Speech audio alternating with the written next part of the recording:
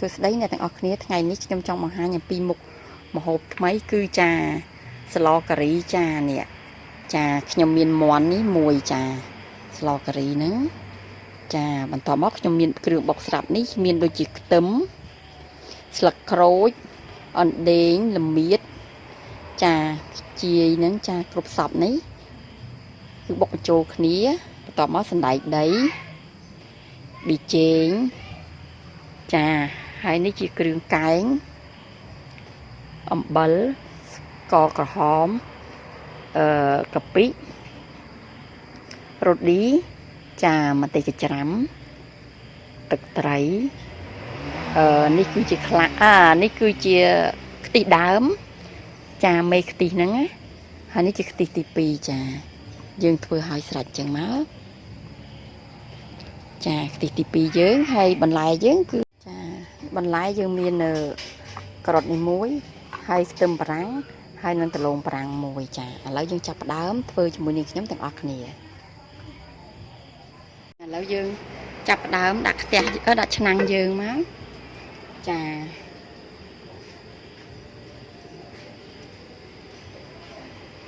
ហើយយើងដាក់ខ្ទិះដើមយើង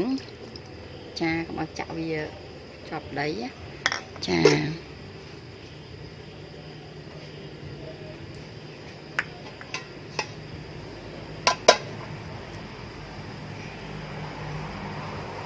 ចាហើយយើងដាក់ម្ទេសក្រហមយើងហ្នឹង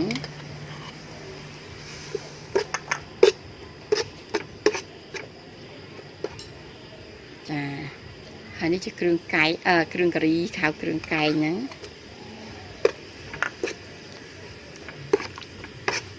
យើងលីងវាក្រហមសិនមកជាមួយនឹងខ្ទិះដើម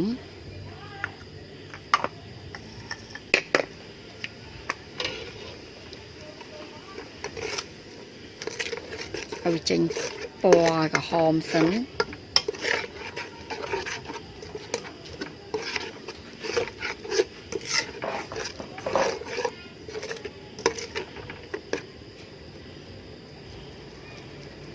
យវាឈ្ងុយ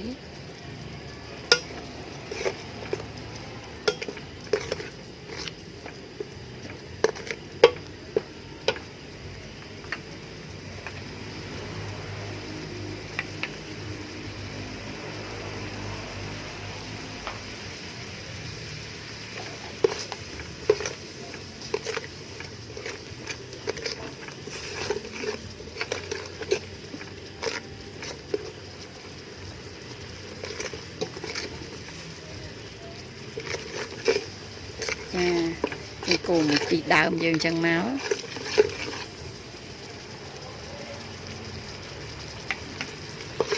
ហើយវាឡើងក្រហមចាបន្ទាប់ពីឡើងក្រហមចឹងមកយើងឥឡូវយើងចាក់ដាក់គ្រឿងបុកយើង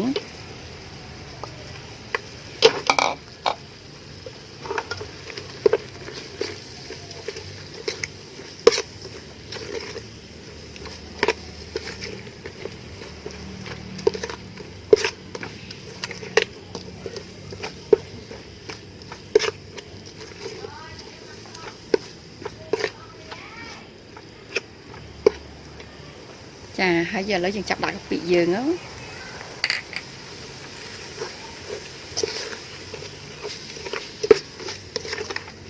ចាកូរកាពិយើងឈ្ងុយ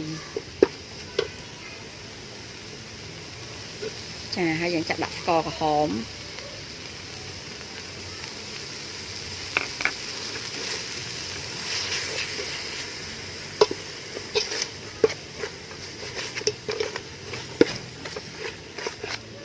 គោពួកវាស្ករក្រហមយើងដាក់ភ្លើងមុំចាយើងចាប់ដាក់ស្ករក្រហមយើងដាក់ភ្លើងមុំចា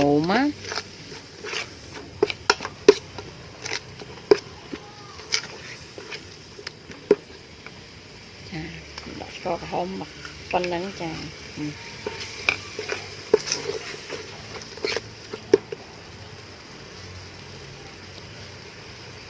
ចានេះជារ៉ូឌី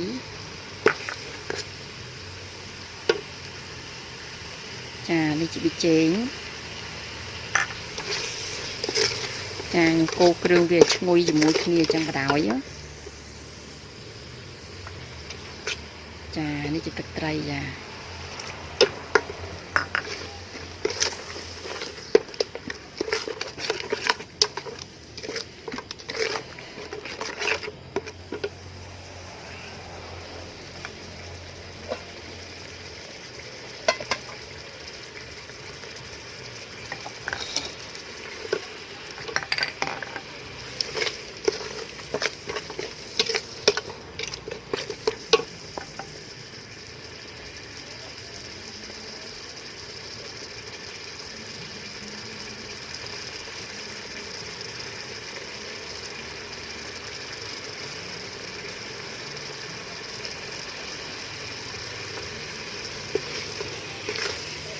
វាឈ្ងុយបន្តិចសិនទៅឲ្យកពីយើងហ្នឹងវាឈ្ងុយចា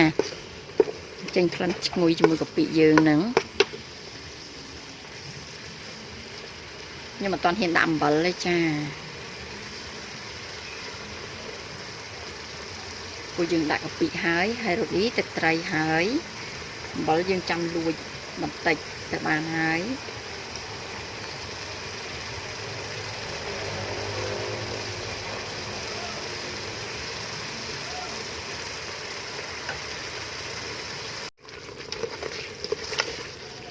ចាឥឡូវគ្រឿងយើងហ្នឹងវាឈ្ងុយហើយ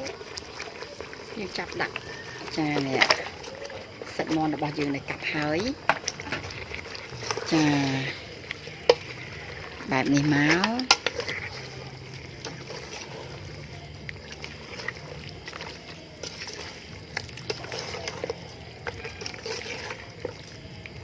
ចាហើយយើងងាស់វាឲ្យចូលជាតិសិនចាងាស់វាចូលជាតិសិនចាំយើងដាក់ទឹកខ្ទិះយើងនឹងថែមបន្តទៀតណាចានេះយើងចាកូរវាចឹងមកចាវាចូលជាតិចឹងហើយចាំយើងដាក់ទឹកខ្ទិះរបស់យើង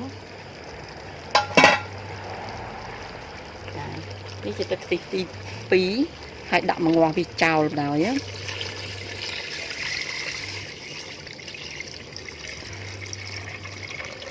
ចាដាក់ហ្នឹងយើងកុំចាក់វាចូលដល់ចាជាងប៉ុណ្ណឹងអូខេហើយ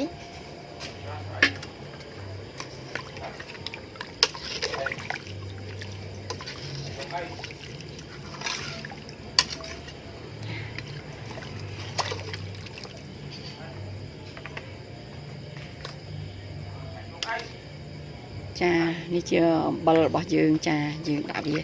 ចូលជាតិជាមួយគ្នាទៅចា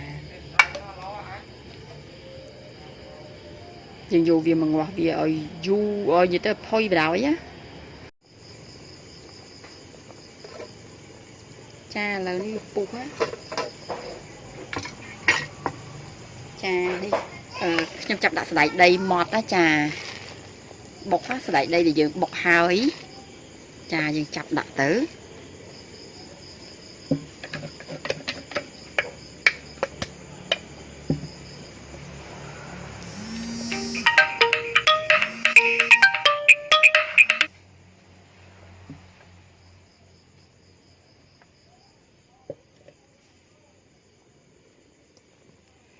ចា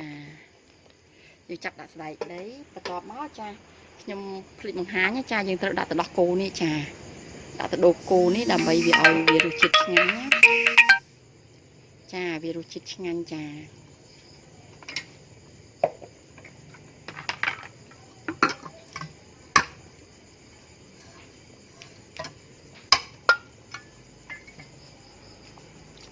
ចានេះ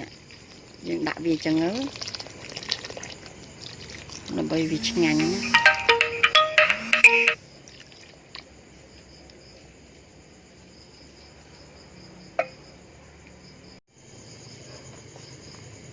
ចានេះដលងប្រាំងចានេះខ្ញុំចាត់ប៉ុណ្ណេះនេះចា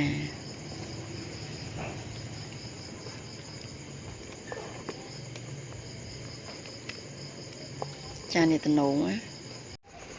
ចានេះខ្ទឹមប្រាំងនេះយើងដាក់ពេលដែលយើងញ៉ាំអញ្ចឹងមកដាក់ឲ្យយើងដុះចាឥឡូវយើងឆ្អិនហើយយើងចាប់ដុះចាដាក់ចូលចានរបស់យើង